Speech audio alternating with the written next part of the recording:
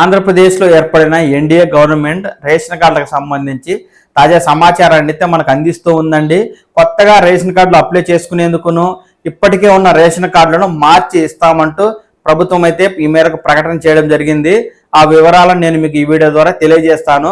ఆంధ్రప్రదేశ్ ప్రభుత్వం ఇచ్చిన 6 గ్యారెంటీ పథకాలు, ప్రభుత్వ ఉద్యోగ సమాచారం ఏది ఉన్నా ఉన్నది ఉన్నట్టుగా నేను మీకు తెలియజేస్తూ ఉంటాను. ఈ సమాచారాన్ని మీరు మీ మొబైల్ ఫోన్ ద్వారా చూసి తెలుసుకోవడం కోసం ఈ పవన్ టాక్స్ తెలుగు ఛానల్ ని లైక్ చేసి సబ్స్క్రైబ్ చేసుకోండి. ఇక విషయంలోకి వెళ్తే, రాష్ట్రంలో కొత్త రేషన్ కార్డుల ప్రక్రియను త్వరలో అమలు చేస్తామంటూ ఏపీలో నెలకొన్న ఎన్డీఏ గవర్నమెంట్ అయితే ఈ మేరకు తాజా సమాచారాన్ని అందిస్తూ ఉందండి. ఎవరైతే కొత్తగా పెళ్లి చేసుకున్నారో అలాంటి వారు మ్యారేజ్ సర్టిఫికెట్ కనుక ఉంటే ఆ మ్యారేజ్ సర్టిఫికెట్ ఆధారంగా కొత్త రేషన్ కార్డును ఇస్తామంటూ ప్రభుత్వం అయితే ఈ మేరకు కొత్తగా గైడ్ లైన్స్ విడుదల చేయడం జరిగింది. రాష్ట్రంలో కొత్త రేషన్ కార్డుల ప్రక్రియ త్వరలో ప్రారంభం కానుందని, ఎవరైతే కొత్తగా వివాహం చేసుకున్నారో అలాంటి జంటలు మ్యారేజ్ సర్టిఫికెట్ ను పొందినట్లయితే ఆ సర్టిఫికెట్ ఆధారంగా కొత్త రేషన్ కార్డులు జారీ చేస్తామంటూ ఆంధ్రప్రదేశ్ లో ఏర్పడిన ఎన్డీఏ గవర్నమెంట్ అయితే తెలియజేస్తూ ఉంది. 2019-24 మధ్య వైకాపా ప్రభుత్వం రేషన్ కార్డులను వదలకుండా జగన్ బొమ్మ ముద్రించింది.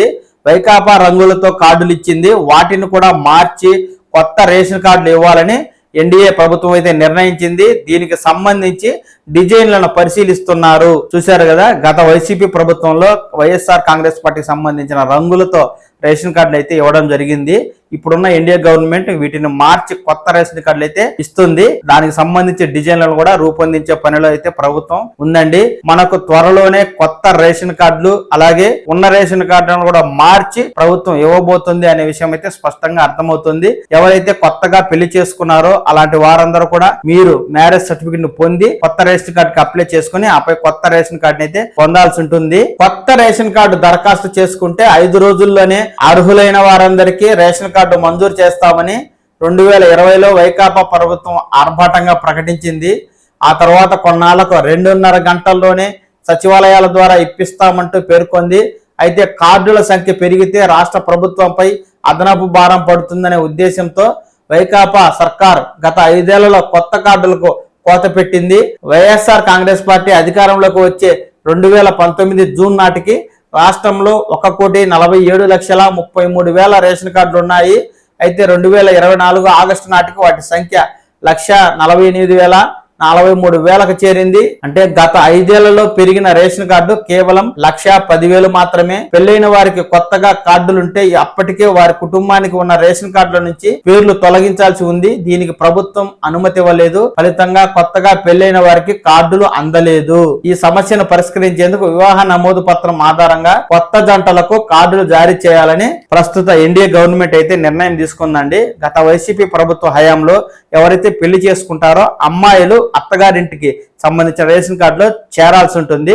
కానీ అమ్మాయి తల్లిదండ్రుల రేషన్ కార్డు నుంచి డిలీట్ చేసుకునేందుకు గత వైసీపీ ప్రభుత్వం అయితే అనుమతి ఇవ్వలేదని, ఈ కారణంగా లక్షలాది మంది కొత్త రేషన్ కార్డులు పొందలేక ఈ ప్రభుత్వ పథకాలకు దూరం అయ్యారని ఇక్కడ మనకైతే తాజాగా ఎన్డీఏ గవర్నమెంట్ అయితే తెలియజేస్తుంది. ఇటువంటి వాటన్నిటికీ చెక్ పెట్టి త్వరలోనే మ్యారేజ్ సర్టిఫికెట్ ఆధారంగా పెళ్లి చేసుకున్న వారికి కొత్త రేషన్ కార్డులు అందిస్తామంటూ ఈ మేరకు ప్రభుత్వం అయితే తాజా నిర్ణయం తీసుకోవడం జరిగింది. ఎవరైతే పెళ్లి వేరుపడ్డవారు, పిల్లలు పుట్టినవారు లేదా ఇతర రాష్ట్రాల నుంచి వలస వచ్చి స్థిరపడ్డవారు కొత్త రేషన్ కార్డు దరఖాస్తు చేసుకునేందుకు త్వరలోనే ప్రభుత్వం కొత్త రేషన్ కార్డు దరఖాస్తులను స్వీకరించి అర్హులైన వారికి ఈ మేర కొత్త రేషన్ కార్డులు ఇస్తుంది.